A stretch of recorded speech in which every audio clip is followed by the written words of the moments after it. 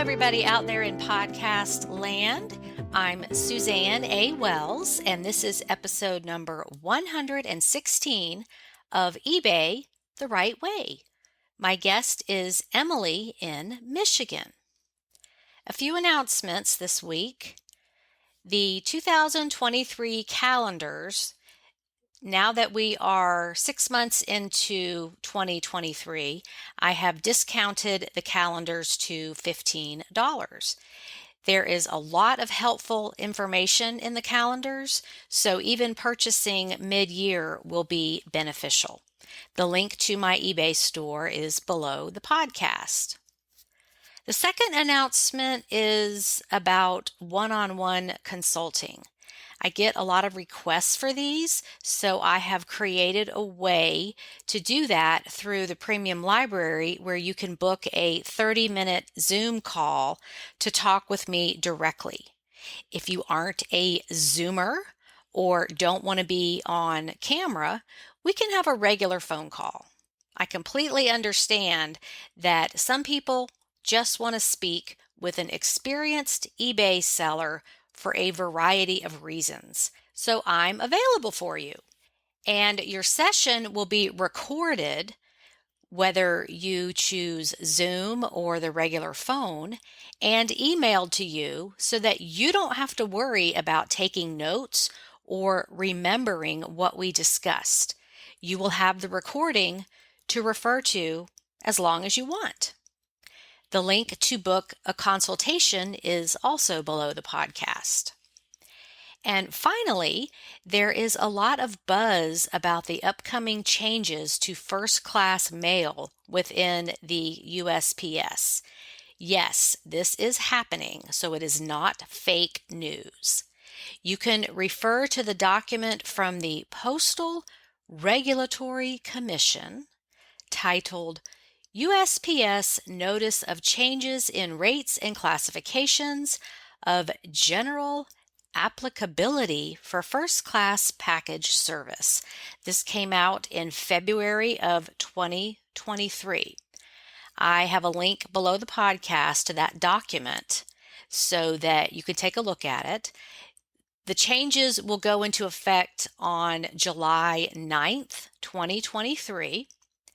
And before you go into a panic, just realize this is just change. Nothing to be afraid of or worried about. We will all adapt. The new service is going to be called USPS Ground Advantage.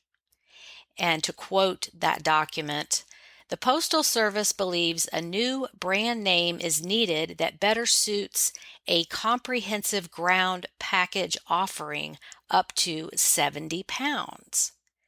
The Postal Service expects this classification change to have a positive impact on existing users of the Postal Service's ground package offerings and will have a minimal impact on competitors and the broader package market.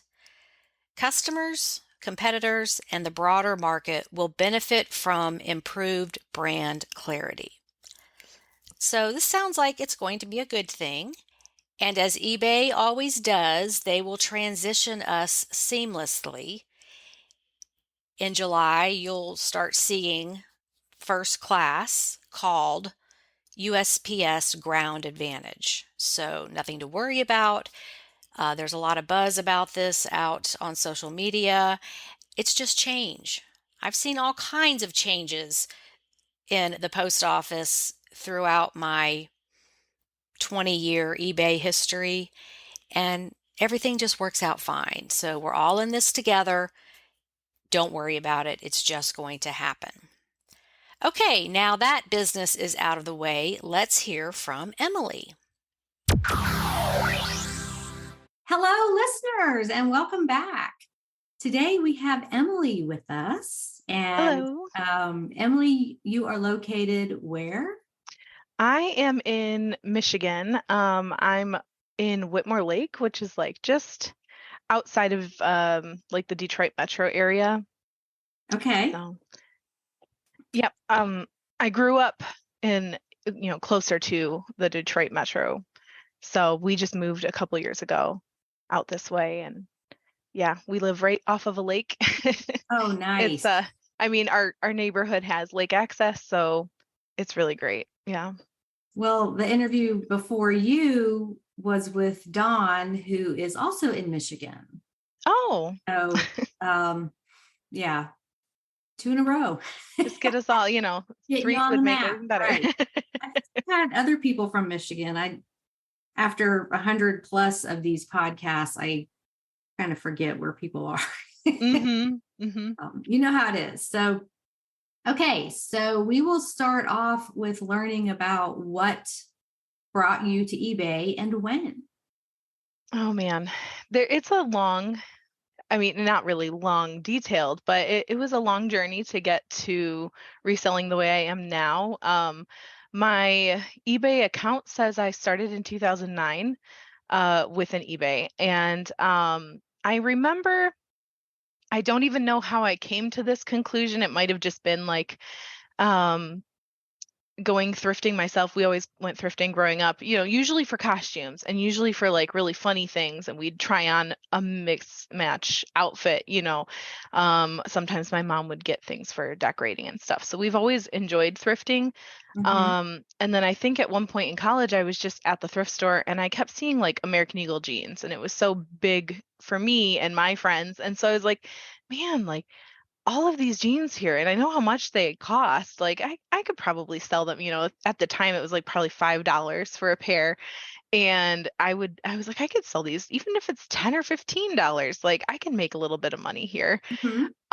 And so I loosely started doing that like in 2009-ish, and take the wood background photos on the ground and stuff like that. Right. Because that was so big. And I did that a few times, but I almost either broke even or lost money because I did not understand shipping. And they didn't have, I don't feel like they had the padded flat mailer and like stuff like that No, then. I don't And if they think did, I didn't know about it. that didn't come out maybe until 2012, Right. 2014. I'm trying to remember where I was in my life when those. Yeah, so I definitely lost money. I did not know what I was doing. And then that was when I was living at home at college. And then I went away to college, and I've always had like a job working in sales type positions. I really like that. Okay, Um let me jump in and interrupt you yeah. because we need to know what year you were born. Oh gosh. I was born in 89. Okay, so are you a millennial? Yeah, I guess I am. I'm like just on the edge of that. What do they call it? Gen X? Well, no, there's something going around where they call geriatric millennials or Oh something. my I'm gosh, not like you're quite the that. first one. Okay, because just for perspective, because Yeah. you are younger, and I love getting the young ones on my podcast because my audience is a Nice to be lot of considered young. Gen X and baby boomers, people almost retiring. And so, Right. I mean, I have everybody in my audience, but Right. it's fresh and informative for the younger ones to come on because different generations know different things. Right. I just wanted to establish that before we go any further. So, Sure, sure. Yeah, well, I went away to college, and I remember my dad was visiting, and there was a Goodwill right down the road from my college. And so they went there I think they were checking to see if there was anything they could get for my dorm room. And I was working at the time. So yeah, my dad was there, and he came back to my dorm later, and he was like, you would not believe, he said, this lady was in front of me in the line, and she was talking about how like she found, she was talking to the lady at the register, and she was like, oh, did you find anything good today? And the lady was saying like, oh, I found this Kate Spade purse, or whatever it was. She had found a bag, and she was like, I can sell this for like $50. And she's like, oh, we're only charging you 8, or whatever it was. And so they were they knew each other, obviously, and they were having a very open conversation about it. And my dad goes, people do that? And I was like, well, that's what I had tried before, and I failed miserably. And then, got married in 2012, and trying to make a little extra money, and in 2012 we got married, and I was just looking for extra ways to make money, and I thought, that was when Poshmark like was getting big. So I thought, Right. oh, I'll try Poshmark. And I put my stuff on there and I did all the cutesy things that they said to do, you know, put like a piece of jewelry with the top and like all the things. I listed a handful of things. Nothing ever Right, sold. because those were Poshmark's rules for photography are different. And Yes. people were making what's called lifestyle photos, Right. what they would put on Instagram too. So you've got the top and it's laying on like a fuzzy carpet and it's got, a plant in the background and, Right. like maybe a coffee mug, like all the stuff that wasn't for sale, just it's to make it look like a lifestyle photo. Yeah. Yeah. And so they had us, or I was trying to do some of that. And I think I did like 5 or 6 things. And I was like, I'm exhausted. Like, so I listed them. I tried doing the sharing thing. I did not understand it.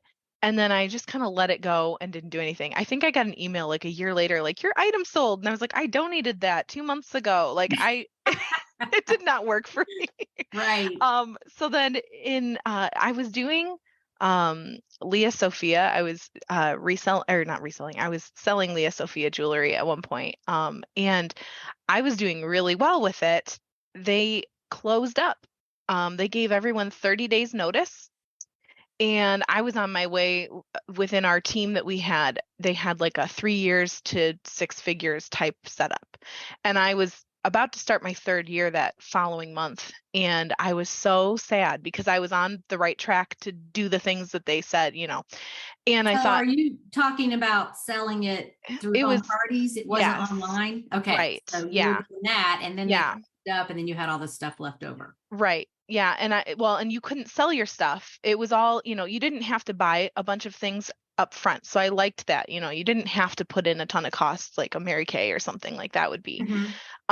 So I had liked that. And, I felt this whole time like I'm working for myself and stuff. And then it all came crashing down and I realized I'm not working for myself. This is not, and I was hit up by a few different people. Can you do this? Would you like to join it? Would you join in with us? And I'm like, no, I don't want to do that again.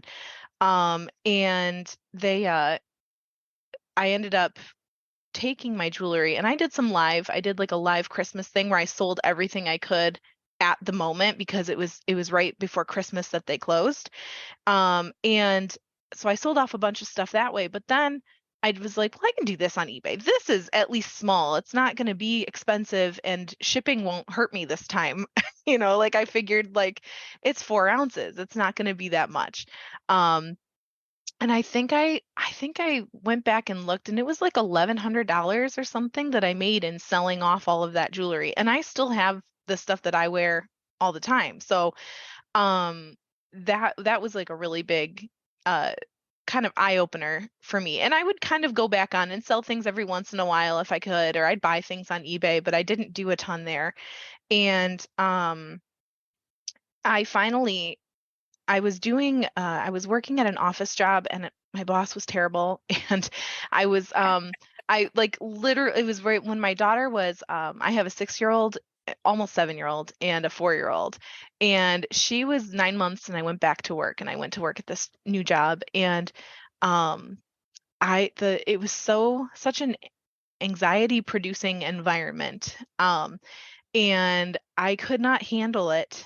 And so I got pregnant with my son and I said to my husband, I cannot do this anymore. Like I cannot work for this person and be able to um go through this pregnancy without having like panic attacks, I don't think. Right. So I had quit there. I did a bunch of other little things, DoorDash, shipped, and stuff like that to make some extra money. But I finally was like, I can't do this either with a newborn. And I finally, I think I was listening to like the Dave Ramsey podcast, and he interviewed someone who did reselling. And I was like, okay, I have done this in little bits. Like, what if I really did this? And I think that day I talked to my husband about it, and he was like, yeah, I mean, I guess if you think you can do that. So I started looking on YouTube and I started watching a different YouTuber, and then she mentioned you. And then really? I found, Okay. yeah, and I found your channel. And from there, and like your teaching style was different than hers, and I much more preferred yours. You were a little bit more positive. And and so I just kind of latched on, and it was like a week of binging on all these different YouTubers. And learning as much as I could. I bought an ebook for shipping because that was my biggest hang up. And then I just kind of jumped right into it. I went thrifting for reselling in 2019. It was like sometime in January, and I was due February 13th, or I had my son February 13th. So I did as much as I could before he was born.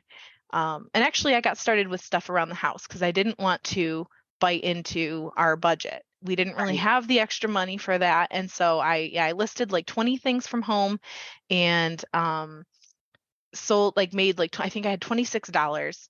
And I went to a Friday, 5 for 5 deal at Salvation Army. And I was pretty disappointed with what I had found, honestly. But I think I chose the wrong location. And I've only recently started going back to that store because I was so burned. I felt so burned by that one experience. I think they call that being skunked. Yeah. You just Well, I found don't out find anything. Right. I found out later that they had a resale shop in the same plaza as them, and I think that they jacked their prices way up to combat those people coming in and like sourcing from them. And that shop has since closed and their prices are a lot better. Or maybe it's just I know what I'm looking for now too. And so yeah, I started out with $26 and bought like 10 things. And here I am. It's starting my fourth year now. So. And you juggled that as were you working outside the home or were you stay at home with? No, I was completely stay at home at that point. And then I had probably like 30 listings in my store by the time my son was born. And I put it on vacation mode or whatever for a couple days, or I extended my handling time. And then I went thrifting with him when he was 2 weeks old. And you're like, with a girlfriend of mine. You're like, yeah, I'm gonna put my store on hold. I gotta go to the hospital with the baby now. Yeah, that stinks, but right. Okay. And so yeah. How many items do you have now? I'm just under 800. I was at 830. And then we had a garage sale 2 weeks ago, and I cleared out a bunch of stuff. So, yeah. Okay, so you have 800. Is that where you'd like to stay? No. So my goal has always, not always, I guess, but my goal has been recently to be about 1,500. And then I think that's where I want to stop out at. That's also where I have space for, I think. We just built shelving in my office, and it gave me so much more space. So I've been bringing in what I can now because I can. And yeah, it was about halfway full when I had about 750 items. So I was pretty excited about that because that meant I probably can hold up to the 1,500. So as you've increased your inventory, have you noticed that you sell more? I have, yeah. I think it's more about how many listings I'm doing a day, I think. Because I've been doing for this year, I've been trying to schedule 2 a day as my minimum. So I'll like schedule out till the end of the month, 2 a day, and then I'll go back to wherever I'm at and I'll just start tossing in as many listings as I can. And that's when my sales seem to pick up. When I've got more like 5 to 10 listings a day, I've been seeing much more of an increase. So that's I just hit my end of the month this last weekend. So everything I've been listing now is going on top of that. And yesterday I had like 6 or 7 sales in a row in the evening. And I was like, oh, okay. And that was, after having done about 12 extra listings in the last couple days. So. And that's a big question in the eBay community I know. Is listing every day, does that help with the algorithm? How many you list, how many you take down and start over again? And right. I think the consistency is just, it's like find your rhythm. That's what I have a few friends who have started, and that's what I keep telling them. Like, even if it's just Fridays that you're listing, like if they're seeing that you're putting up new listings every Friday, I think that's beneficial to you. Like I feel like they just want to see consistency. But for me, personally, at least right now, it seems like the 5 to 10 listings a day seems to really increase. And then I see people like on Instagram who are like, I've been doing 20 listings a day and I've had no sales. And I'm like, oh, that doesn't feel good. No. So, I think it just depends on people. I don't know. And it depends on what you're selling, the time Right. of year, what category it's in. Yeah. Just there's so many variables. I'm kind of an analytical person, and I like to try to crack the code on that. Like I'm not smart enough to be, an FBI code breaker. I do look for patterns in life on, okay, well, every time I do this, then that happens. And I don't know if you noticed on my YouTube, I'm starting to track how long it takes for things to sell. Mm-hmm. And I've only been doing that for the month of May so far. I'm going to keep doing it. And we're recording this on May 22nd. So, so far, the average is like 50 days. Okay. It takes something to sell. Sometimes it sells in hours. Sometimes it takes, but I'm going to keep tracking that just to see, because you really are, when you're listing, you're front loading the process, and just that item may not sell for months, but you keep it going down the pipeline. Yeah. And so work that you did 3 months ago is going to come to fruition now. Mm-hmm. It's a delayed gratification thing. So sometimes I still have things from 2019, just a few, but new people get a lot of sales immediately. And I think it's because the algorithm likes new sellers. It's like, oh, they're new here. Let's give them preferential treatment and give them some sales so they'll keep selling. Because they don't want new people to get discouraged and quit. That's not good for eBay's bottom line. Right. So anyway, that's my speech. Are you an analytical person? I am. I can't say that I'm analytical. I really like to just know everything that I can about. So I have I was diagnosed with ADHD a few years ago. Actually, I didn't know I had it for most of my life, and so I'm finding that new things about myself, and that's one of them. It's like I will get like obsessive about finding out something, and then once I find it out, I'm like, okay, that's great. Like, and I'll have the information in the back of my head, but I don't really care anymore. And and so for me, I think like I jumped around and did a bunch of different things, and I saw that in someone else and didn't like that necessarily. And I was like, okay, I see that in me too. I don't want to do that. Like I want to find somewhere that I can like sit and enjoy the work that I'm doing. And that's why I really like eBay too, because I can learn as much as I need to, with either the library that you have or on YouTube, and I can like learn a topic to death, and then it's just in the back of my brain, and if I see it, then I know it, but I don't have to stay on that topic. I can switch to another one. And so I've really enjoyed that, just like, I don't know, just learning new things. So I sell everything. It's not it's clothing and shoes primarily, but I love anything that, I don't know, I have people who will ask me like, what do you sell? What do you look for? I'm like, anything that makes me a profit. I don't, as long as it fits in my house. Well, that's actually a sign of high intelligence when you are constantly exploring the insatiable curiosity about life and things. You're always on to the next thing of I hate to say like, the next shiny thing, but it's like, oh, I don't really know anything about pottery. I think I'll learn some about that. And then you get tired of looking at pottery, and then you move on to, something else. So don't beat yourself up about that, because it's the ADD part comes in where like I'm not doing the dishes or the laundry or anything else because I'm so focused. when you're neglecting life, then maybe you need to rein that in a little bit. But having that curiosity, finding the balance is good. Is very beneficial.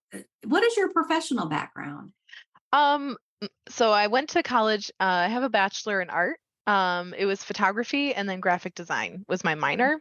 So I did photography for a little bit. So I really I at least have that with the taking photos of product and stuff. I did a course on product photography, which I don't really utilize a ton because I don't have the equipment for it, but that's something that's kind of been itching at the back of my brain lately. It's like, maybe it's time to invest in a light box, because some of the stuff with the glare and things like that, it really bothers me because I know I can do it better. Right. Yeah. But, also taking the time is, I don't always want to do that. Is it worth the money to put the time in? If it's something, expensive, then sure, it's worth it. But yeah. Okay. Well, let's move on to some things that you've sold, because you are always posting. I love to be able to post. Good and high dollar stuff. I think you're in the $100 video regularly. Now, yes. Right, It's of taken a course. while. Yeah. I know my first $100, well, maybe not my first, maybe the first one that I remembered to share though was the Burberry trench coat. And it was my first year, I think. It was in 2019. And it was this beautiful maroon cashmere blend Ooh.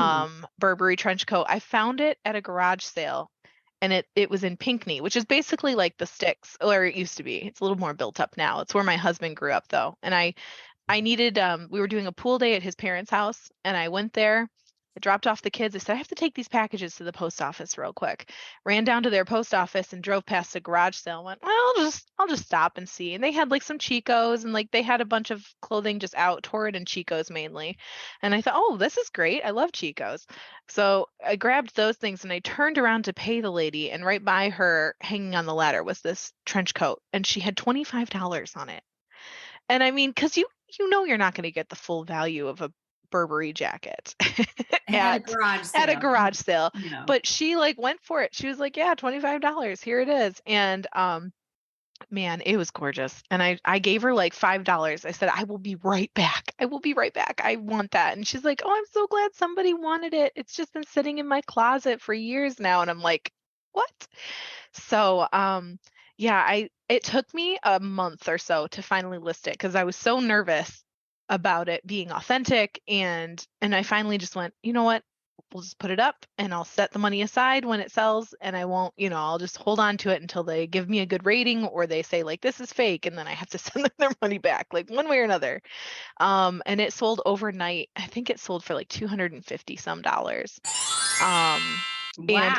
probably listed it too low now like going, but I didn't know better, and I just wanted it to sell for a good amount quickly and have it be real. Like that was my biggest concern, was selling something not real. So yeah, that was, and rightly so. Account can be shut down. Other people who do sell that authentic brand, they know. I mean, some people just for entertainment go through listings and report them if think the item is fake. They need more to do. And then when you list those high dollar items, Gucci, Burberry, Coach, all those brands, they're like trigger words for eBay to look listing. Right. So, and a lot of people just don't know that they need things authenticated. They just they don't know how much merchandise in the world is faked. Sunglasses, blue jeans, handbags, watches, those are the 4 categories where items are most often faked and easy. Right. So shoes, not so much, clothes sometimes, but anyway, you were smart to take your time on that and do it the right way, because you don't even know how many emails I get that oh, I was kicked off of eBay. I didn't know this thing was fake and now I can't get back on. And their whole account is just. Yeah, that freaks me out, especially at this point too, where it's like I'm established. I'm almost to, I just passed 900 feedback. And so I'm like, I'm so close to 1,000. And yeah, I don't want to jeopardize any of that. So, but yeah, I had found that was like my first really big exciting find. And then this year I've just had the goal of like having one item a month to be able to post in the $100 thread. And I think I've met that almost every month. There might have been one month that I didn't, but yeah. So well, congratulations on that. You're doing better than me. I don't know. I keep telling people it's God's favor. Like I pray every time before I go out thrifting. I'm like, please just help me find some things that are good. And it's been pretty crazy. So the one that I like love the most recently is the coat that I've had found at another garage sale, and taking my son to get his hair cut, and very beginning of garage sale season, and I saw a sign for moving sale, and we were early. We're never early for their haircuts. Well, since we moved, everything is still where we were, and so it takes us like 30 minutes to get anywhere, I feel like. And so I think we were leaving early, and I thought, well, we'll just leave early, and I'll do some listings in the car in her driveway or something if it's too much of an issue to come in. And on the way there, I saw this moving sale, and I thought, well, we'll go see. I've got some cash on me, that's fine. And pulled in. And it was, like I saw some things that I would have wanted. I had just bought a step stool for my office with the new shelving, and they had them for $10. And I was like, dang it, that would have been good, but it's a write-off. And went in, and I was looking around at certain things, and the lady said, like, oh, we have books in the back too. We're doing fill a bag for $1. And I thought, like, I don't know if I want to do books, but I do. Like, I've been trying to learn more about, the ones that at least are worth it. And so I'm walking around, and I turned, and it was like right above my eye line that she had hanging on, like they had one of those high ceiling garages, and she had it hanging way up on that. So you could almost not even see it. And it was Antonio Giuseppe was the designer brand. And I just loved the look of it. It was Southwestern. I didn't know the designer at the time. Like, it sounded familiar, but I didn't know for sure. And then I just liked it had like a Southwest leather detail on a jean jacket. So like the sleeves were denim, the collar was denim, but it had these panels with like a Southwest cactus type motif on it. And I thought, that is cool. And I said, well, how much do you want for that? And she said $5. And I was like, you've got to be kidding me. And so I said, well, I'm taking that. And she had one of those like fringe buckskin type jackets there too for $5. And I grabbed them both. And yeah, I listed it. What was it? I found it on a Thursday, and it took me a week. I went to a dry cleaner because I thought I want to try and maybe stain treat this. Once I looked it up, I saw like them going for 150 to 200, and I thought, well, if I can make a little more, maybe I'll try and get it dry cleaned.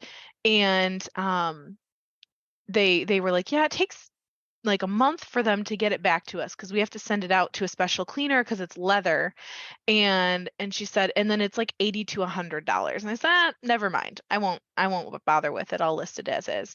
And it had some like staining discoloration on the sleeves, which was the denim part. The leather was in beautiful condition. And I thought, if someone else wants to risk cleaning this, they can, because that part's at least cleanable. And it sold. It was like that Thursday. So it was a previous Thursday that I found it. And then the next Thursday I got it listed, and I put it up for $349.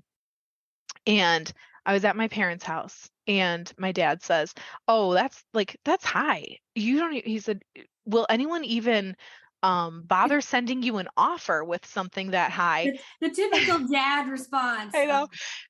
Yeah, but at this, you're at dreaming. This point, that's too high. That's never going to happen. Yeah, and he was just like, I don't know what. That seems really high. I don't even think anyone's going to bother sending you an offer. I said, Dad, people send me offers of $3 on things I've got listed for 50. They'll send me an offer. Like, right. It's not.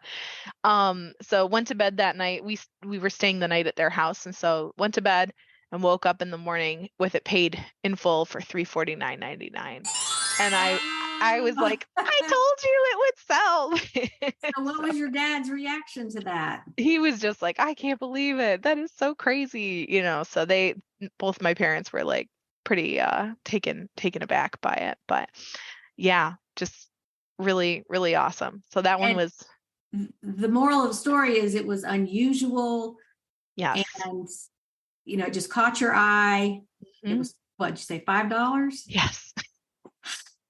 $5. And it sold in one day? It sold overnight. Like, I don't even think it was up for 12 hours. And it went to someone in the UK. And so, yeah, I checked out her account. She looked like she was maybe some sort of like rocker type chick, because the stuff she was selling and the stuff she was buying and stuff, I don't know. I just thought she's either going to keep this for herself or maybe she's going to sell it for more over there. I don't know. But I don't really care either. So I know you got your money. On to the right. Next thing, right? Oh, that's great. Yeah. And then something that was, I had found this other a linen blend or a linen sweater by Ines Meehan. I'm not sure. It was an Irish brand, and I found that in like January, I think, and that one sold within like a week. And I couldn't believe that. I had never seen the brand, but it said Ireland and it said linen. And I think it was on sale. It was like on half off for like $1.49, I want to say. Mm-hmm. And it sold to someone in Florida for like $162, I think. And I was just like, that was I think that was in January. And I was like, yay, my $100 sale. Like I'm already making it. It's happening. So was it just a button front? It was not even a button. It was a pullover. It was like a quarter zip Mm-hmm. sweater. And it was like a really pretty blue green color. I looked it up and the brand typically sells between like $500 and $900, I think. And I don't know who donates that, but okay. Yeah, that crosses my Like mind I too. can't even not resell my like, Gloria Vanderbilt top that I got at a garage sale for myself. I'm like, oh, I'm done with this. I'm gonna put it on eBay. But they're donating it. Like this I $900 know it's sweater. just I think there's all kinds of reasons for that. Maybe it's a house clean out after someone dies, or Right. they just money's no object, Yeah. and they Well, just it still had like the tag, some of those more expensive brands have like a little tiny SKU tag sticker on it. It Mhm. still had that too. I don't even know if it was ever worn. It looked like it had never been washed and, felt like it had never been washed. It was crazy to me. So, yeah. And we've got the UP here in Michigan. We've got the Upper Peninsula and there was something else I had found, and I did not sell it through eBay. I actually sent it to ThreadUp because I was dabbling with that a little bit during like COVID and everything. And I had found this one brand in the middle of nowhere, and I love thrifting when we go. My in-laws like to camp at different sites all around, and so I love to find the nearest thrift store. And I usually take at least one day to go out and thrift. And this one, it was in the middle of nowhere, like so far away. We drove probably 9 hours. And the one thrift store I had found, they had these brand new. It was a brand called Solano or Solani. And it was silk and it was like a patchwork print and there was a blouse and pants. And they wanted $20 for each. And I thought like, I don't know if that's worth it. And they ended up selling there were two sets and I was kicking myself for not buying both both sets because I only bought the one set. They had like size 8 of a shirt and pants for $20 a piece. And then they had like size 10 or something like that of the same thing. And I only bought the one. And I think they both sold for over $100 as well. But that was a couple years ago. But I just remember that, and that's what like. And I found at that same thrift store I found Miss Sook for the first time. Oh, I love I that. had never found it. Yeah, and I had never found it before, and I found it there for the first time. And then my family goes to Houghton Lake in the middle of Michigan every year. And so I went to that thrift store that I always go to. There's a Salvation Army there.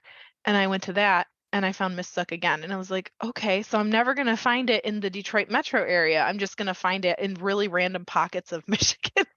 And for the listeners, the brand is exclusively Missook, Misook, and it's like a acrylic fabric. I mean, you can almost tell without touching it. Yeah. And there's a lot of copies of that fabric. The one that gets me is that Joseph A brand. Mm-hmm. Oh, Mm-hmm. I found this. No, it's Yeah. this cheap Macy's brand.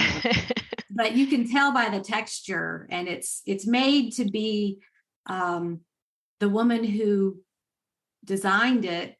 I think that's her last name, but she's Korean, and she designed that type of clothing for women who travel because you hang it up and the wrinkles fall out. Right. Most of the skirts and pants, they have elastic waist. They're very stretchy and they're not confining, like with a button and zipper where it has to fit perfect. And so, yeah, I love that brand. And there's a lot of vintage Missook out there because I think she invented it like in the 80s, maybe. Oh, okay. I'll have to I don't check think my I've seen facts that on part. that. But yeah, that's why people like it. it's kind of like Chico's, but of much higher quality. Mm-hmm. So, but I'm with you, like it'll show up in the most random places at thrift stores that are not in really affluent parts of town. Right. And you're wondering how it got there. Oh, they must have had this in their closet for 20 years or something. Right. Right. Yeah. Yeah. So It's you so found weird. it. Yay. Yeah.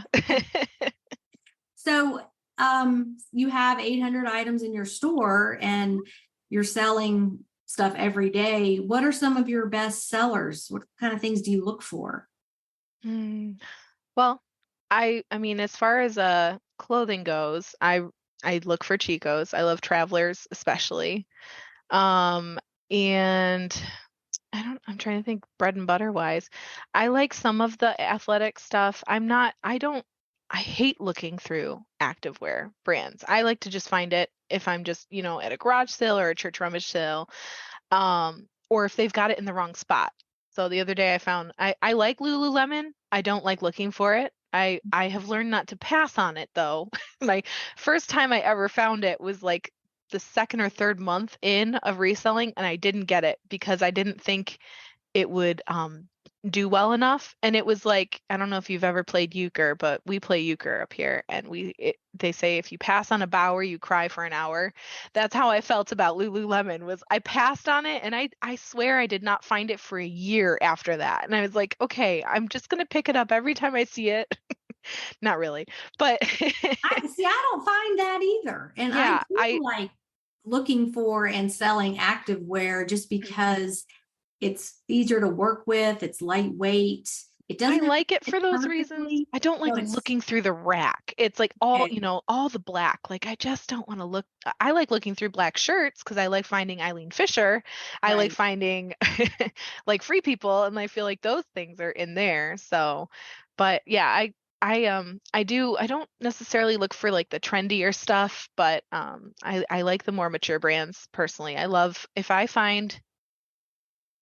like if I go out thrifting and I find Soft Surroundings, Mm-hmm. Eileen Fisher, Athleta, I do Mm-hmm. prefer. But I like their dresses and stuff. Prana, Mm-hmm. um, what else? Chico's.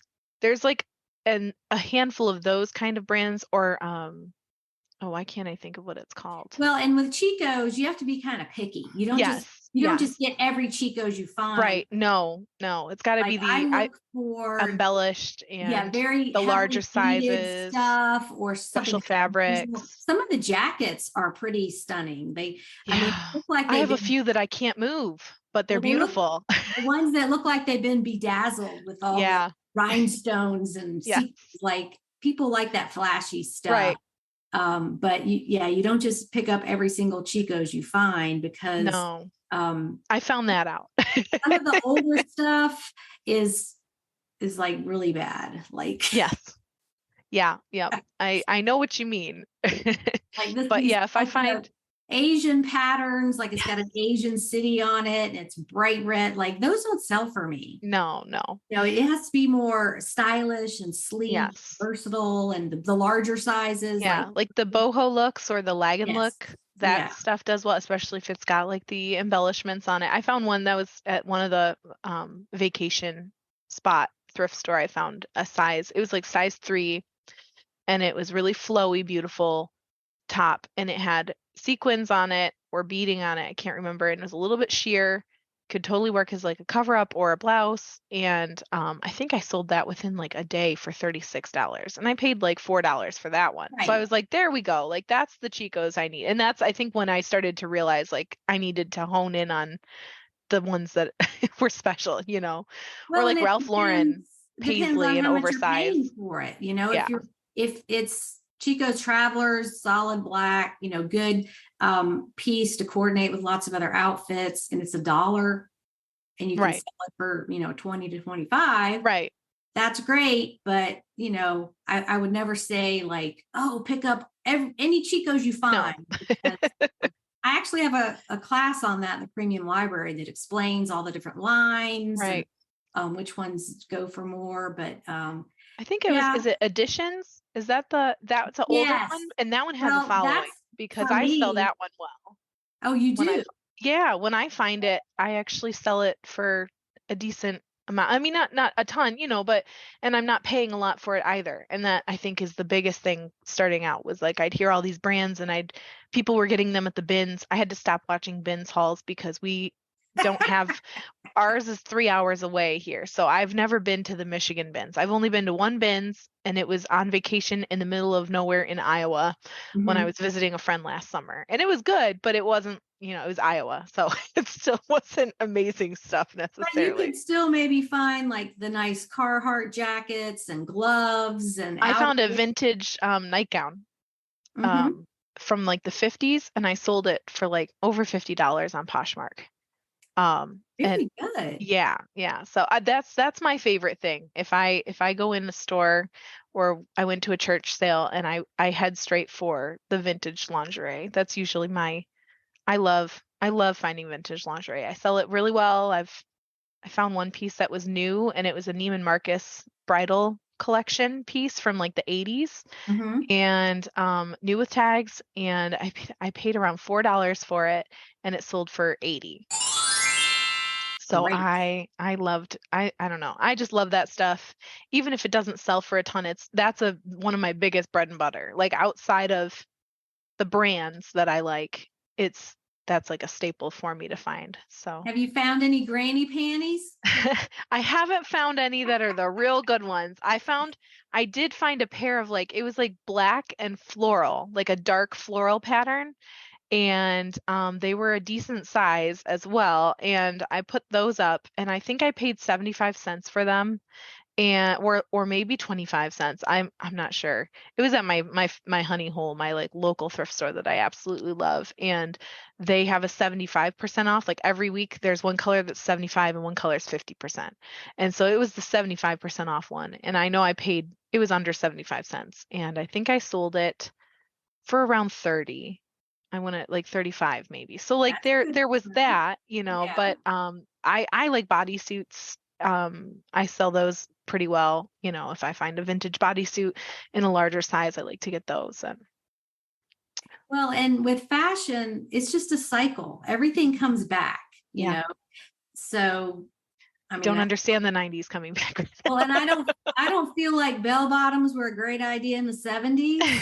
but some people want them and they Yep. just want to dress that way, and that's good for us. But I mean, you don't have to like it to sell Right. it. No. Yep. I love to pick up the ugly stuff I'd never, or like I see something and I'm like, that's cool. I would never wear that personally, but that's cool and someone will like it. Mhm. So yeah. I'll Okay, tease my so husband sometimes. I'll bring something home and I'll be like, I got this for me. And he's like, no, you didn't. well, we'll Please just see no. about that. Yeah. So you said clothes and shoes. What other categories do you sell in? Um, I don't know a lot about most everything, but I know a little bit, and so I have like I mean I do everything as long as it's not too big because I have limited storage at our new home. So I do like certain glass things, but I don't do a ton of it. I had a friend of mine who actually she had inherited a hoarder's house basically, like it was their neighbor and she had no one to leave things to, so she gave it all to them, and she gave me the remnants of their leftover garage sale stuff that they didn't sell. And there was like silver jewelry, which I got into jewelry after that. I really loved that. Lots of beautiful like vintage QVC brand type silver jewelry. And then she also had a ton of Blanco art glass. So I started learning more about art glass from that. Sold off everything within months, probably. And then I like pottery a lot. That was one of my favorite courses in college. As an art major, you had to do everything. So I feel like I can at least with artwork, I look at things and I'm like, oh, that's oil. Oh, that's a lithograph. I can kind of differentiate. I don't do a ton of it. I like to buy it and keep it in my own house. And then, but yeah, I like pottery pieces. So I'm still learning a little bit about that. And then I actually just bought a book at a garage sale the other day, and it was like all the 90s nostalgia toys. So Oh, I've been trying to get more into that. Some things I'll find and it's like just by chance that I come across it. But I found my $100 for this month was, or one of them was a hacky sack, and they have not paid yet, but I found it Thursday at a garage sale. I listed it that night. It sold by Friday for a best offer of $100. So I'm hoping that they pay. They have good feedback. I'm hoping that they're just, I don't know, but So what was special about it that it it sold? was 1984 is what the package said. It was just a original hacky sack in packaging, still in packaging. And it was at a sub sale, and I was going around, so I was stopping at every place, even if it didn't look like it had much. And that one, it had a lot of gardening stuff, and I thought, well, I'll get some stuff for my garden at least. If I don't find anything here for reselling, I'll find something for myself. And I looked around and I was like, I could get that if I wanted to, but I don't have room in my car for this or that. And she had one bin on the ground, and there was like a few things new in package. So I started looking through that just to see what was in there. And that was like right on, right off to the side in the corner. And I was like, okay, well, there's nostalgia and it's new. That's got to be, that's got to be $10 to $20, and she only wants $1 for it. Like I'll make a little bit on it, just give me something vintage to list. Um, and then I went to pay her, and she kind of laughed at me when I was like, oh, like that's what you found here to buy. It's one of those things when you do a garage sale, it's the most random things that you don't expect to sell that sell, right? And Right. that's kind of what she was, I think, feeling like, oh, of course that's the thing that's going to sell. And I didn't even scan it until I bought it, and I was walking to my car, and I texted my friend, and I was like, I don't know if I'm going to cry, throw up, or laugh. I'm so excited right now because the sold comps were like 80 to 140. And so I listed mine for 140, and someone sent me an offer of 75, and I countered at 115, and they came up to 100. And I was like, you know what? That's fine. I'll take $100 quick flip. And also, seriously, in the back of my mind, when I have something listing for over 100, I'm like, ooh, $100 sales. Like I can put it in that listing if it sells for 100. So for that item, I was like, we're not going under 100. I know I can get it. Well, I didn't realize that thread was so It's such a motivator. Yeah, that's good. Now, to backtrack, explain what hacky sack is for people who might not know. Well, I mean, I know it was a big thing even, in the 90s when I was growing up. So, and it definitely has a following, but it's just the little ball that you're supposed to use your feet and you can bounce it off your body too, but it's like, I think it's beans or something similar to it, it's is the filling. Some kind of it's almost like a little beanbag chair. Yeah. It's tiny, it'll fit in the palm of your hand.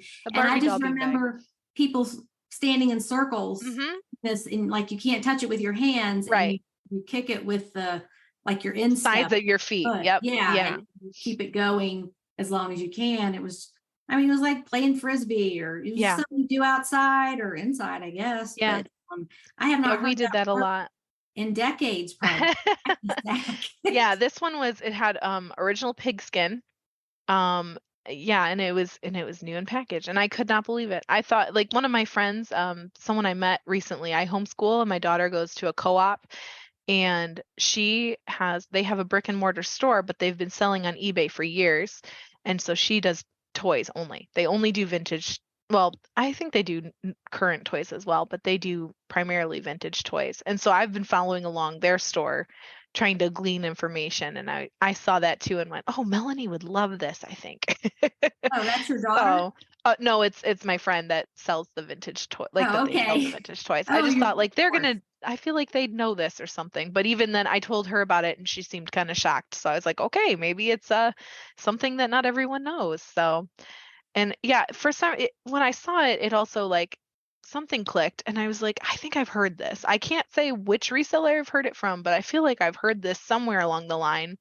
But yeah, I mean, for $1 and it's brand new, and the nostalgia is selling right now. So it really is. And Julie, who was on the podcast talking about vintage postcards, mm-hmm. she used the phrase buying back your childhood. And that is exactly what's happening, because it's the most weird and random things. Like I sold some party supplies, like the plates and the hats, and the characters were called Wuzzles, Wuzzles. And looked at that at the thrift store, and it was from the late 80s or early 90s. And I just got it because I'd never seen that before. I'd never heard of these characters, and they sold within a week. I put them together in a set, and they sold within a week for $30.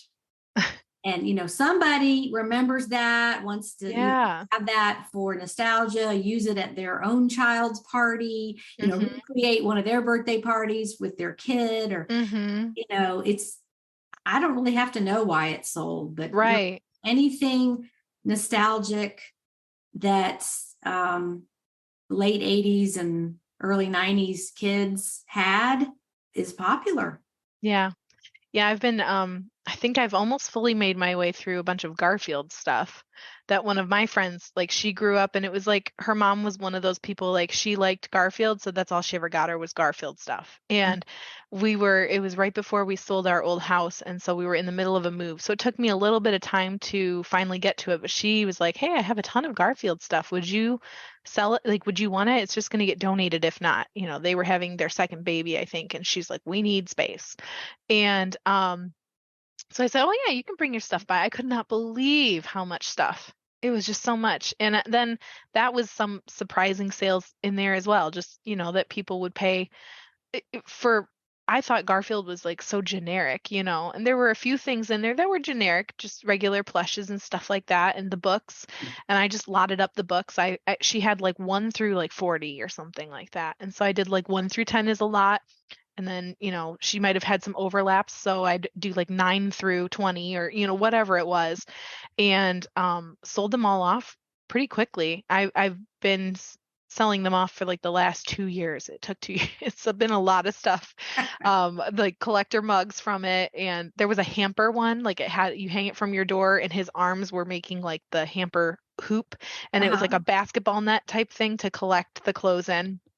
I sold that. And then just recently, like within this year, I was going through our garage and just unpacking a few more boxes that have just been sitting out there. And I was like, "Oh my gosh, another Garfield box. You've got to be kidding me." So I opened it up, and there was a lamp in there. And I think I shared that in a separate post because I sold that on Etsy. And I sold it for like $175. And I think that was including shipping, because I usually do including shipping there. And it was funny because they were selling for more like $100 plus shipping on eBay. So I did get a little bit more for it. But I couldn't believe that. Like, how has this been in this box for 2 years? And I just now found it, and I had no idea I had no idea that I had this big chunk of money just sitting here. So that one it was a gooseneck style lamp, and the lamp part is just Garfield's face. And it gets very hot. We put like a 25-watt bulb in it, and it was still like super, because it's ceramic. It was so hot. It was like, I put in my listing, please be really careful with this. This gets really, really hot. And all of us Gen Xers and baby boomers are, kicking ourselves for stuff that we got rid of. That how could we have possibly known 40, 50 years ago that this thing would be highly sought after? In high school, my thing was Ziggy and Snoopy. Oh yeah, Snoopy. My whole life as a kid, Snoopy. But I had like Ziggy calendars and a little desk set. I have a Ziggy cross stitch little kit that I found recently. It was fun because he was like negative a lot of the time. Like, you'd see him standing under the dark cloud on, some calendar or notebook or something. And I don't know, he was just popular too. So, but yeah, I've got some Garfield stuff for sale in my store, a couple of plush and one with suction cups. You stick it on the window of your car or wherever you want to stick it. Yep. But yeah, I always pick those up because, hey, they're not making the vintage ones anymore. I think a lot of them are made in Korea. If you see that, then, not made in China, but made in Korea or Bangladesh or Sri Lanka, those countries where manufacturing moved around. Right. You can figure out the age of it. Yeah, I put a lot of it in our, like, not a lot, but there was like the random little things left over from her stuff I put out at the garage sale.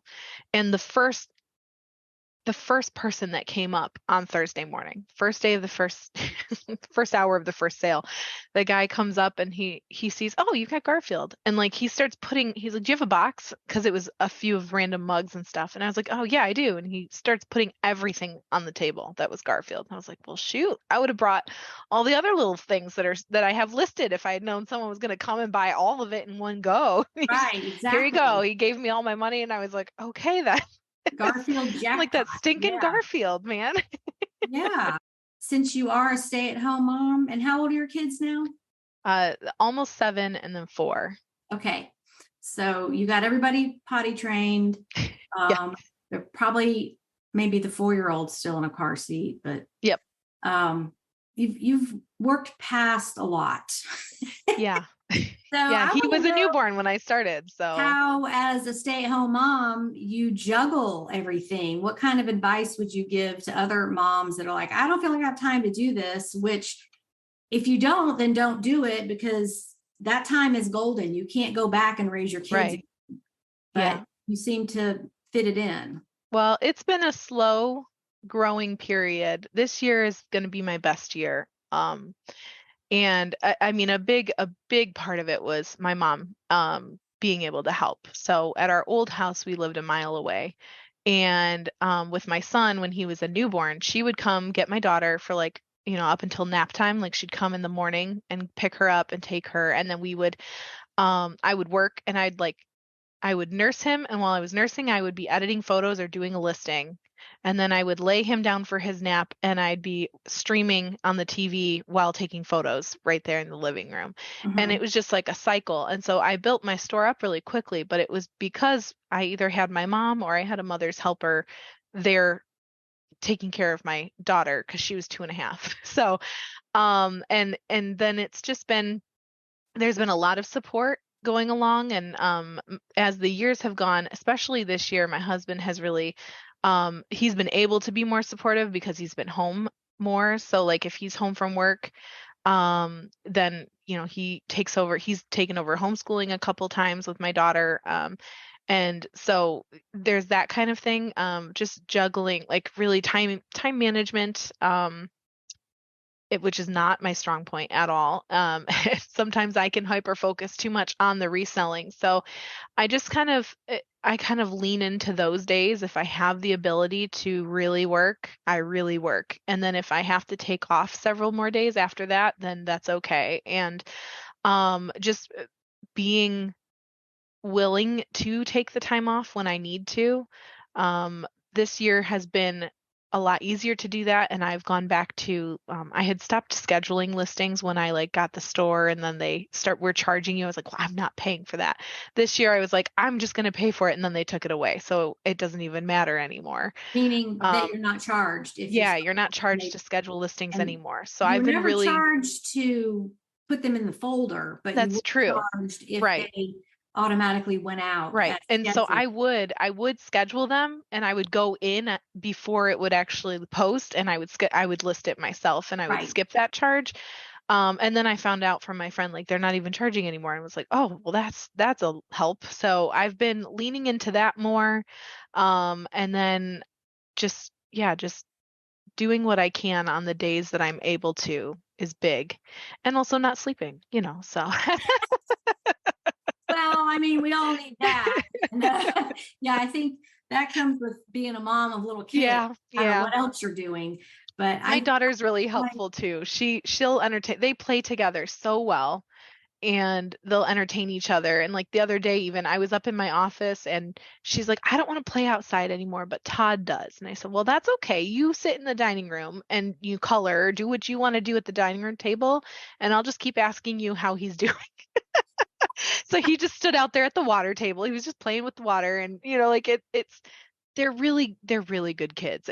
They're not the ones that like sneak around and do things behind your back. They might make a big mess with their toys, right. but they're not like destructive usually. There's been moments, but it's it's not something that I have to worry too much. They're pretty self-reliant, self-sufficient, and It helps. It does help. Good. Well, you really seem like you have a good balance. It may not seem that way to you, but it seemed, based on what you are accomplishing every day with being a mom, taking good care of your kids, being a good wife, taking care of your house, and eBay on top of that. I mean, that's a lot. So I commend you, and you are fortunate to be doing this stay-at-home mom gig. Yes. Time where you have so much support online. Yeah. Blogs, and there's Facebook groups, and there's Instagram with all the, or is it Instagram? Yeah.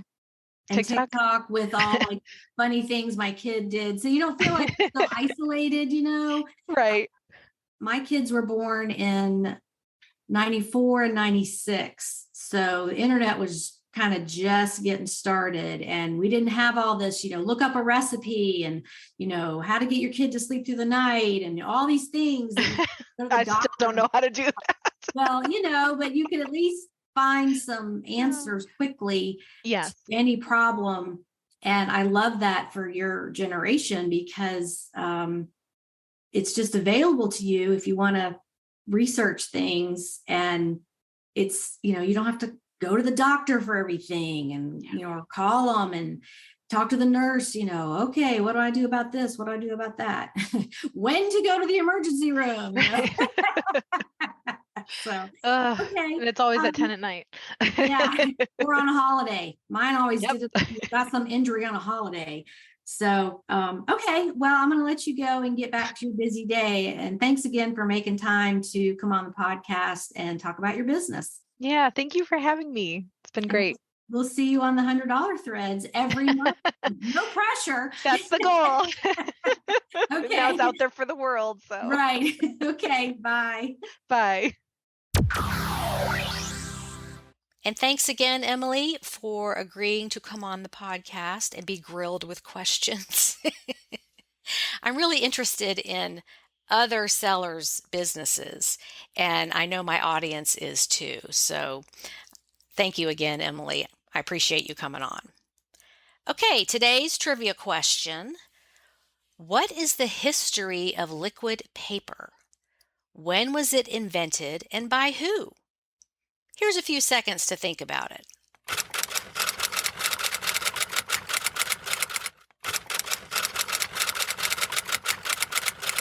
Okay, the inventor was named Betty Nesmith Graham. In 1951, she worked for a banker in Texas and had a problem. With lots of typewritten documents to produce every day, mistakes can and will happen. How can they be corrected without having to retype a page from scratch every time? This sharp and inventive secretary came up with a solution. After observing some painters at work, she realized she could use paint, a special formulation for the typewritten page, to cover up mistakes and type right over them once it was dry. She experimented by mixing various chemicals in a kitchen blender until she came up with a product that would help typists worldwide. She called it Mistake Out, but it would become better known by its official brand name, Liquid Paper. She founded the Liquid Paper Company, and by 1967 was selling over 1 million units of the amazing stuff per year. She sold her company to Gillette in 1979, receiving nearly $48 million for it. She died in 1980. Interesting side note, she is also the mother of the famous musician and songwriter Mike Nesmith of the Monkees. That's interesting. Okay, and that concludes episode 116. Next week, my guest is Steve, who is on his second round with eBay with amazing results. And ladies, you will love his voice. A wonderful voice for radio. He's actually a singer and musician on the side. Thank you for joining us, and I will see you next week. Happy selling, everybody. Bye.